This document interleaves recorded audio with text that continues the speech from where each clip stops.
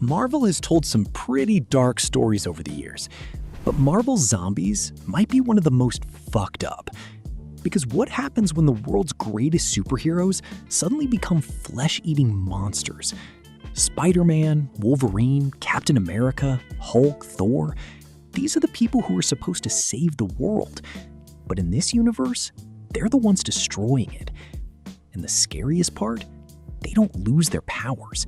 They don't even completely lose their minds. They still remember who they are. They just can't control the hunger anymore. So today, we're going through the entire story of Marvel Zombies, from the moment this nightmare begins, all the way to the point where Earth's greatest heroes become a threat to the entire fucking universe.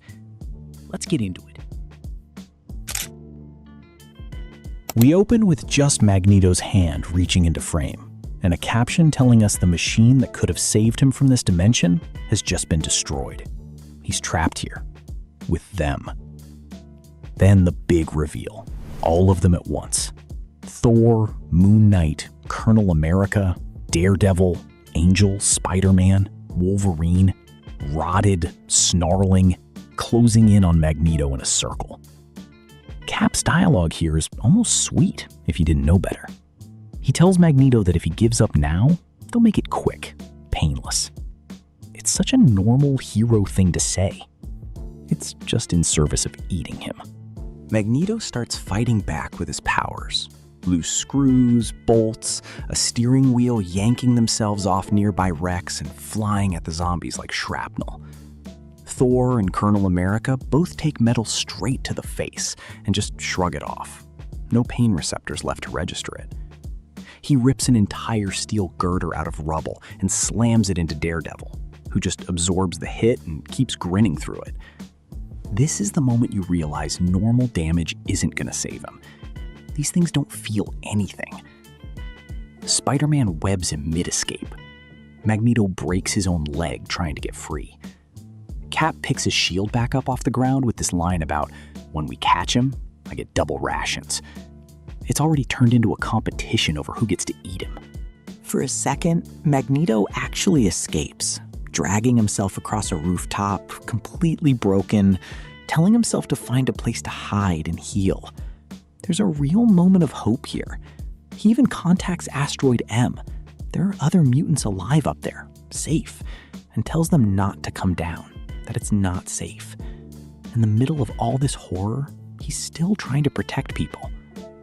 Then Hawkeye finds him, shoots him. Magneto flings him away with his powers, but he's exhausted, bleeding, and Thor and the others are already closing in behind him. And the actual kill isn't dramatic at all. Wasp, shrunk down, sneaks past everyone and takes the bite. Not Thor, not the big obvious threat, the small one nobody's watching. That's the death of Magneto, and it's almost a footnote compared to what happens right after. Everyone immediately fighting over who gets a piece. Wasp refusing to share, Giant Man calling her a damn woman, Hulk shoving in, going mutant man is Hulk's food. Cap has to physically referee it like a parent breaking up kids fighting over food. We pick up right after. Everyone's standing around confused because Magneto just vanished mid-fight. Turns out Wasp flew off with him mid-meal. There's a genuinely funny beat where they're all just going, "Does anybody see him?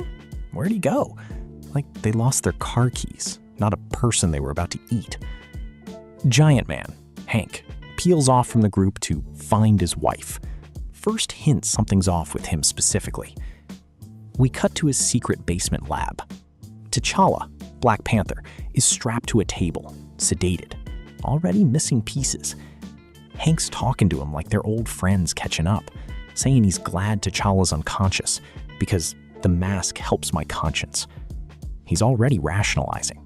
This next stretch is the hardest in the issue. Hank's sawing off another piece, explaining out loud that he has to keep T'Challa alive and human because if he turns into a zombie, there's nothing left to eat. He says something like, "I don't enjoy this, I think it's sick, but I do it for the good of all of us." And then immediately admits the actual scary part. Even if there were a cure tomorrow, he thinks he'd still want to eat people. That's not the disease talking anymore. That's Hank being honest about himself. Wasp walks in on him mid-surgery, furious. Not because of what he's doing, but because he didn't tell her. You're hiding this from me? She's not disturbed by the cannibalism. She's disturbed she wasn't invited. They physically fight over T'Challa. She stings him, he backhands her clean across the room. Tells her flat out she lacks the restraint for this and would have him eaten in a day. Then almost as an afterthought mid-argument, he bites down on her hand and immediately spits it out, disgusted. We taste terrible. Genuinely one of the funniest tonal whiplashes in the whole book. Pure horror into slapstick in 2 panels. Then he just goes back to work like nothing happened, taunting T'Challa that he can't let him die because your meat will spoil. By the end of this stretch, Iron Man shows up late to the group, visibly torn up, and the others immediately clock that something's wrong. Spider-Man's too emotional, Hulk's stomach looks freshly ruptured. Iron Man admits it outright. They found Magneto, and there was nothing left over. Everyone's angry they didn't get a share. And then Spider-Man breaks down completely. I ate my wife, my aunt. Why did I do that? And this is the first time the book stops being fun and just sits in the horror for a second. Every single one of them has eaten someone they loved. That's the actual premise of this whole series in one line. We open with narration catching us up. Reed Richards from this world tried to lure a version of himself from another Earth into a trap for food. It failed, and now they're stuck. And in the sky above them, the Silver Surfer. The zombies immediately swarm him. He tries reasoning with them, calls them abominations, says he's never encountered anything like them in all his travels. Doesn't matter. Iron Man punches straight through his defenses. Thor smashes into him full force, cracking his silver skin like glass. Genuinely drawn more like a slasher movie than a superhero comic. The fight turns into chaos, everyone grabbing at once. Wolverine says the quiet part out loud. We just gotta peel back the candy coating. The tender morsels are inside. That's Wolverine, quipping about eating a person mid-fight, exactly like he'd quip about anything else. Hulk gets the actual kill, bites clean through him. And here's the punchline. It doesn't even satisfy him. Hulk's still hungry.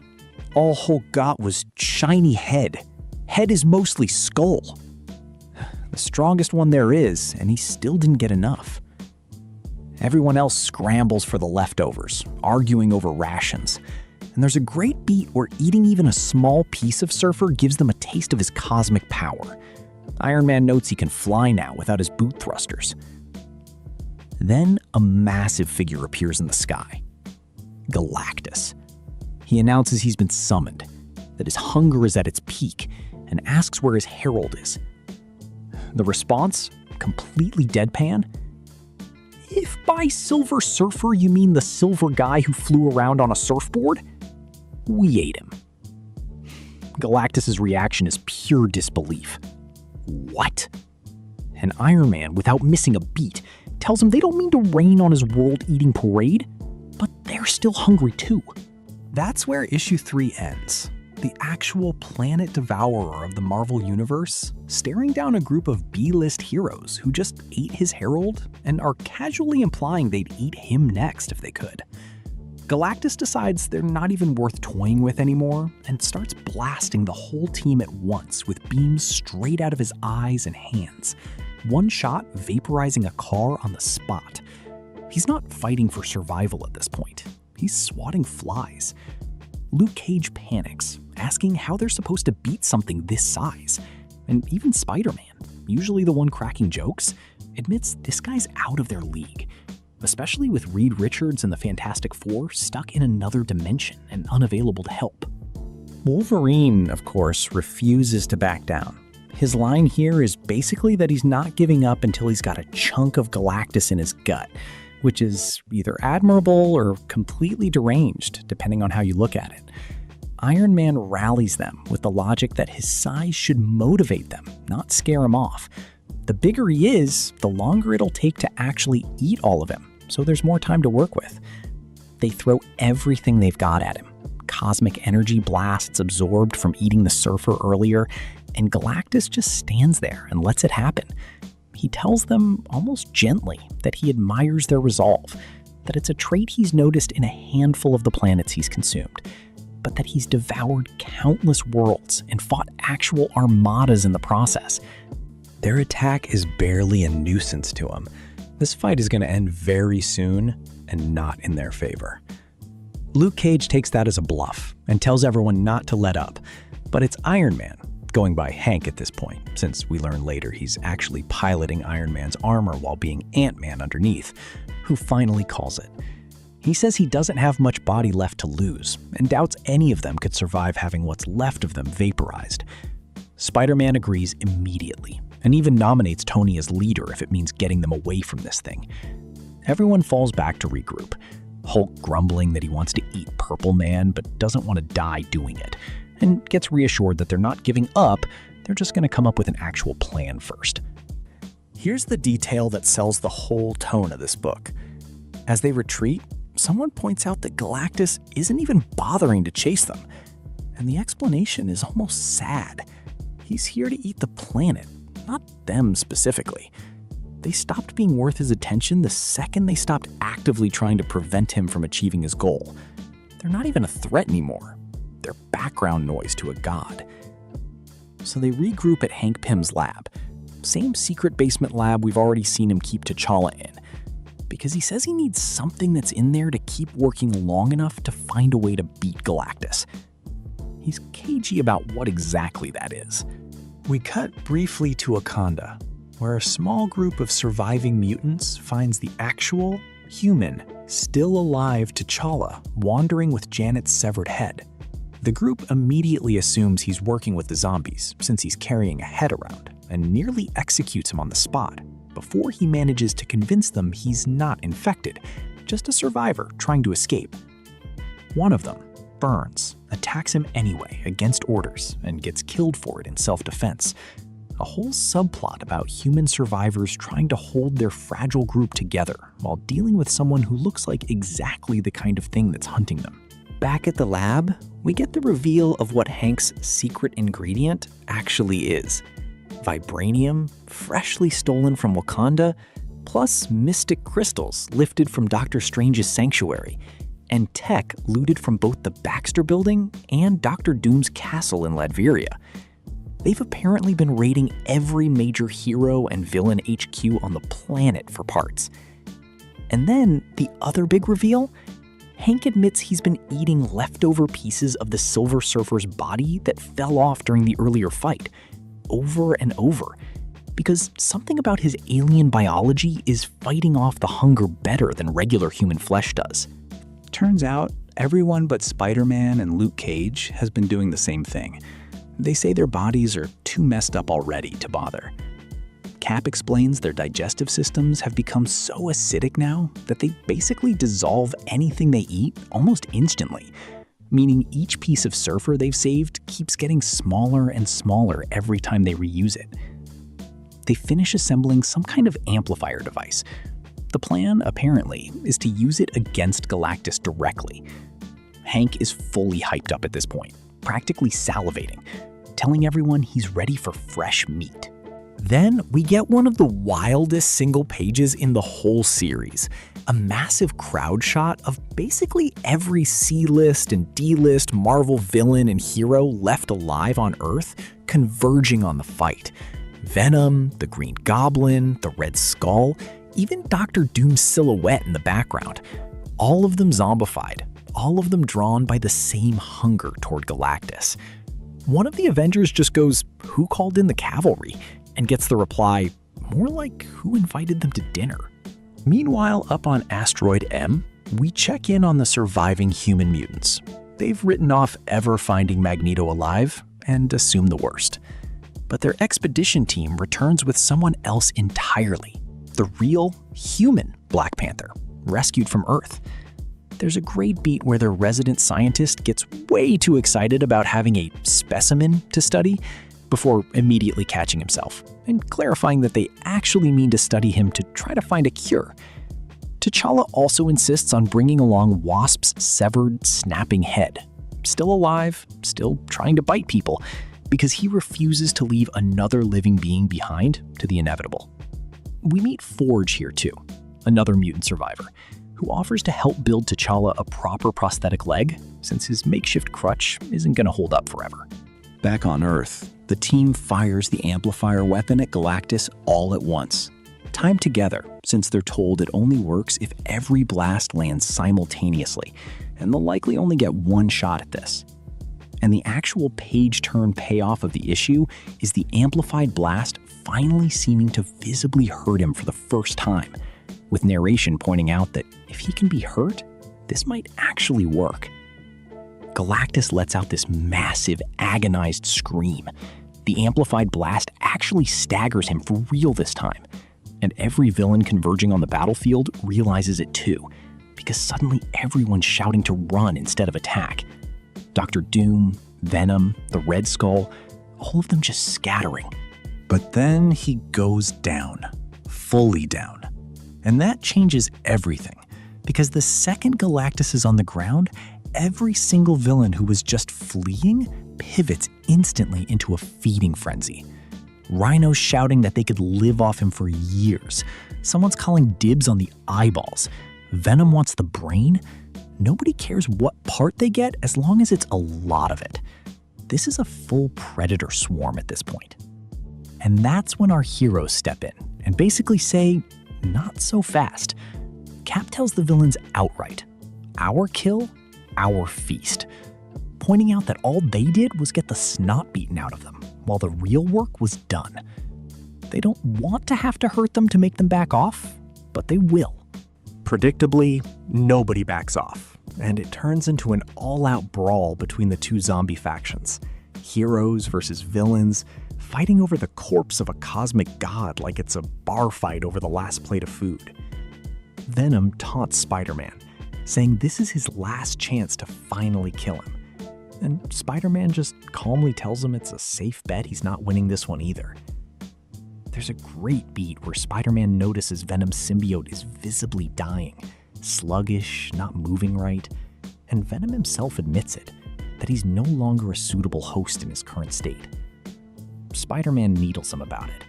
You're breaking my cold, dead heart, Eddie, before taking him out anyway. Rhino gets cocky, taunting Wolverine that his claws can't pierce his armor and that he's only got half his claws left anyway. And Wolverine reminds him they've all got cosmic powers now from eating pieces of the Silver Surfer, and blasts him point blank. One word after, jerk. Then Captain America goes up against the Red Skull, and this fight gets genuinely uncomfortable. Skull mocks him, asking if the hunger's clouded his judgment so much he thinks he can win a physical fight against him, that Cap's never had such an obvious weakness before. And Cap just calmly agrees, tells him he needs it spelled out, throws his shield straight through him. The rest of the villains get mowed down in quick succession. Wolverine cutting through the Hobgoblin, Iron Man and the others firing energy blasts in rapid succession to finish off stragglers. Hulk eats Rhino's head and immediately regrets it. Head not so good. And through all of this, Galactus is still down, barely conscious, warning them that no mortal insects can threaten the world devourer, and getting ignored completely. Galactus isn't actually dead, he's just badly hurt. And Iron Man addresses the team like a general, calling him dinner, pointing out it's cost him a great deal to get here, but there's more meat in front of them right now than they could ever handle. All they have to do is take it. The heroes and the last of the villains converge on him together in one final assault, everyone piling on at once, teeth and claws and cosmic blasts all at once. And the sequence ends on a brutal red-tinted collage of close-up panels. Teeth, jaws, chunks of flesh, no clear geography, just pure feeding frenzy carnage. It's meant to be disorienting on purpose. You're not supposed to be able to tell what's happening, just that it's happening to Galactus. Then, the story jumps 5 years later. A group of the human mutant survivors from Asteroid M, Forge, Black Panther, Cyclops, Storm, others, land on Earth on a scouting mission. Cautious, assuming the zombies might still be out there somewhere, even if starvation alone wouldn't kill them. They do a full sensor sweep of the planet and find nothing. No thermal signatures, no motion. The zombies aren't hiding. They're just gone, completely vanished with no explanation. The team is left standing there asking the obvious, horrifying question. If they left the planet, where could they have possibly gone? And that's when the story cuts to the actual answer, on an entirely different alien world. We meet an alien king tucking his child into bed, all warmth and normalcy, before immediately being interrupted by an advisor with grim news. Their sensor readings have been confirmed. Whatever they feared has become reality. Galactus is coming for their world next. Final page? A massive alien city under twin moons, panicked citizens fleeing through the streets, buildings already exploding. And then, the reveal. It's not Galactus attacking them at all. It's our zombie heroes, wearing his old armor, having apparently killed him, consumed his cosmic power, and inherited his role. Wolverine leads the charge with the line, "It's feeding time, boys." And the story ends on a title card that just says, "The end." If you like this breakdown, drop a like and subscribe if you're new here. I'm doing a lot more of these deep dives into the weirdest corners of Marvel and DC. See you in the next one.